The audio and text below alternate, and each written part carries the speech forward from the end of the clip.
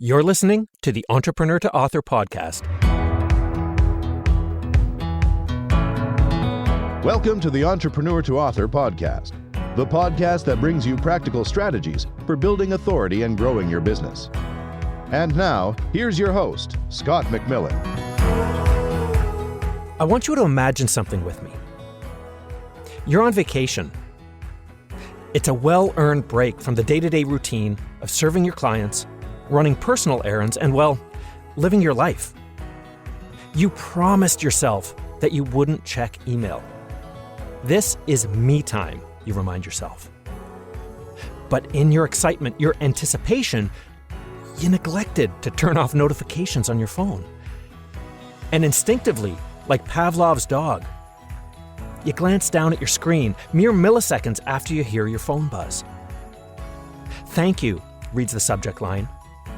"I just finished reading your book and I have to tell you, ... But that's where the two-line message preview ends. You'd promised yourself not to read work emails, but your curiosity is piqued. Okay, just this one.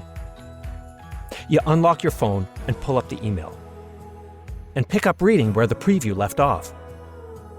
"I have to tell you," it continues, "your book really spoke to me. It was like you were inside my head. It's like you knew exactly what I'm going through, and more importantly, it's clear that you know what I need to do to fix it.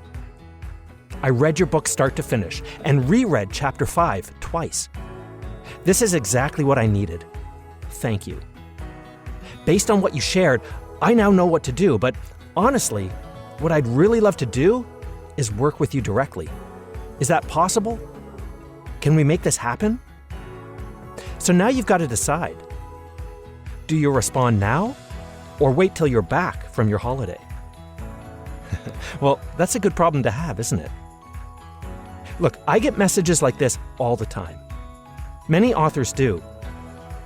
But it requires that you write a book strategically, coherently, logically, in a way that solves your reader's problem and connects with the work that you do in your core business.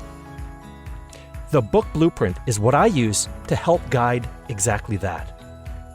And if you've been following along, you'll have already learned about book blueprints back in episode 7. But sometimes it can be helpful to see how other authors have put the book blueprint to good use. And that's exactly what we're going to do in this episode of Entrepreneur to Author. This episode represents a new format for the podcast, one that I expect will be a popular one and that I'll bring back regularly. It's what I'm calling a book blueprint teardown. What's that, you ask? Well, in a book blueprint teardown, I take a popular, expertise-based nonfiction book and break it down into the core strategic parts that make up its book blueprint. In doing so, my hope for you is that it will both inform and inspire you to build your own book blueprint for the book idea that you've got itching the inside of your brain. Although some of the titles I'll cover will be titles that we've published at Grammar Factory, part of what I'd like to do is show that the idea of a book blueprint is quite universal. That even if the author didn't explicitly use the book blueprint framework, that a well-written book can be reverse engineered using it. And that by extension, the book blueprint can and should be used to forward engineer a well-written book. These episodes will all follow the same format, in which I'll extract the key book blueprint components of the book we're looking at, including the ideal reader, along with the current state they're in and the future state they'd like to be in. We'll then pull out the reader's core need, and then convert that into a question, the central question that the book answers for the reader. And then finally, we'll summarize the solution that the author provides to answer that central question, which is effectively the big picture brainstorm stage of the book blueprint process. So, with that in mind, let's get started with our first book blueprint teardown episode, in which we're looking at a great book published in 2017 titled Work Less, Make More, the counterintuitive approach to building a profitable business and a life you actually love, written by Australian business coach and podcast host James Schramko. Okay, the ideal reader for Work Less, Make More is a small business owner. Their current state of affairs is that, well, they're exhausted, hustling to earn a living from their business.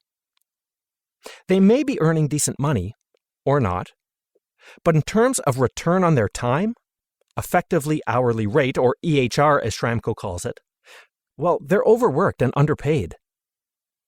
Okay, so that's where they are today.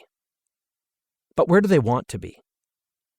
Quite simply, they want to enjoy their life more.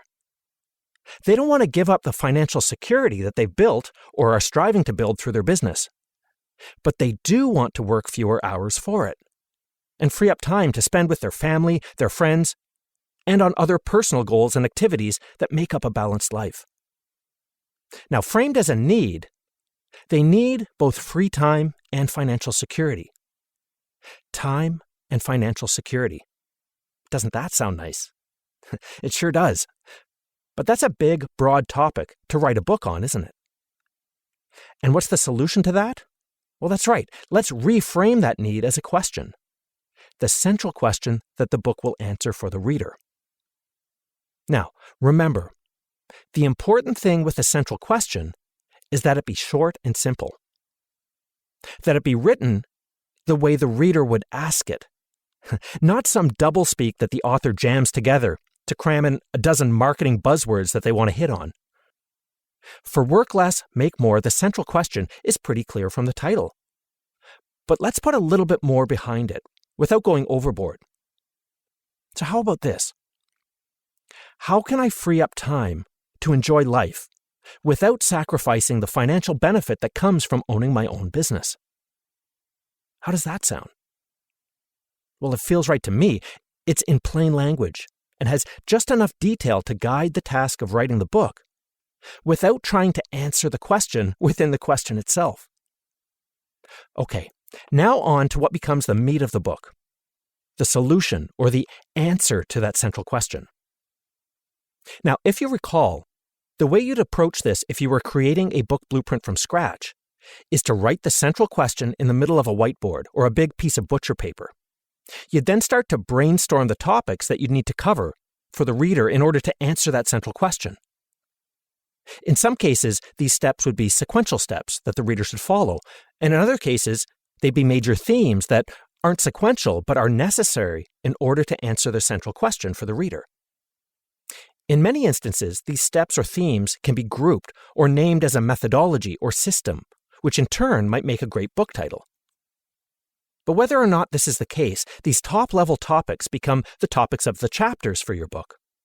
And that way, we're assured that the book answers the central question and steps through the content in a logical order that brings the reader along.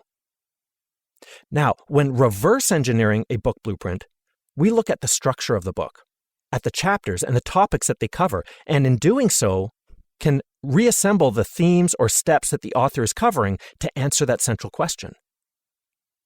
The table of contents is an excellent place to start, but often we need to dig a little bit deeper, especially when chapter titles have been rewritten to spark curiosity rather than to clearly describe the chapter topic.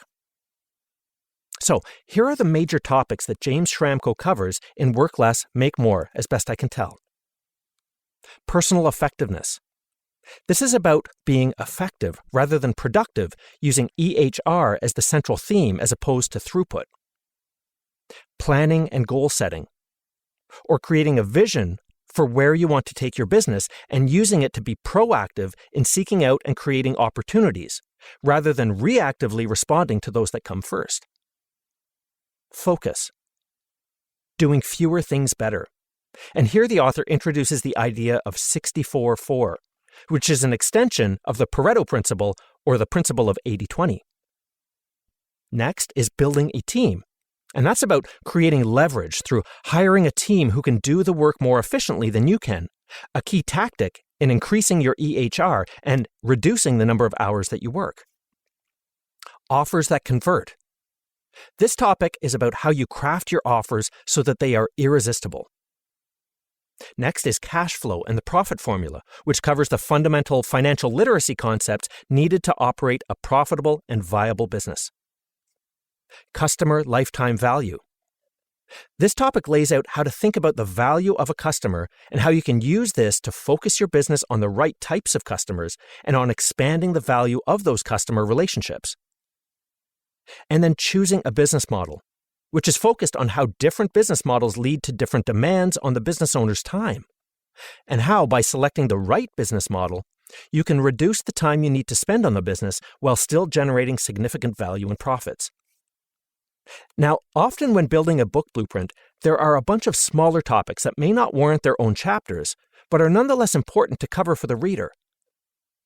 In this case, they might be grouped into a single chapter and covered in quick succession.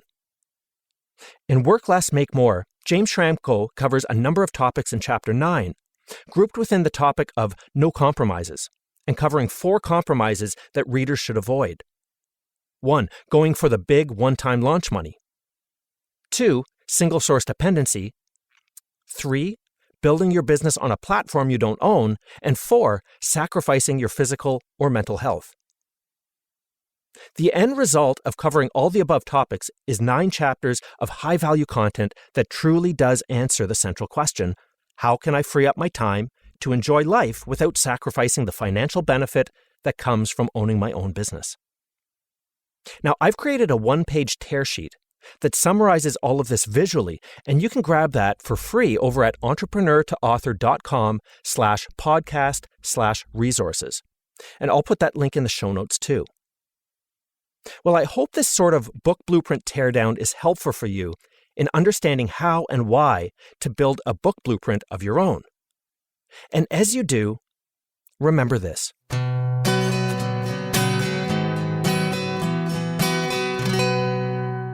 Examining the structure of other expertise-based nonfiction books can be an excellent way to improve your own writing. Start by identifying the book's ideal reader, where they're at before reading the book, and where they'll be after finishing it. Then identify the reader's core need and convert that into a question, the central question that the book will answer. And finally, using the content page as a starting point, take note of the major topics the author covers to answer that central question. Doing this will not only make you a better writer, but will also save you time when you get down to building yours.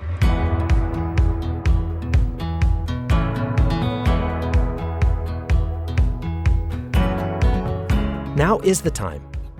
Time to write, time to publish, and time to grow. I'm Scott McMillan. Until next time.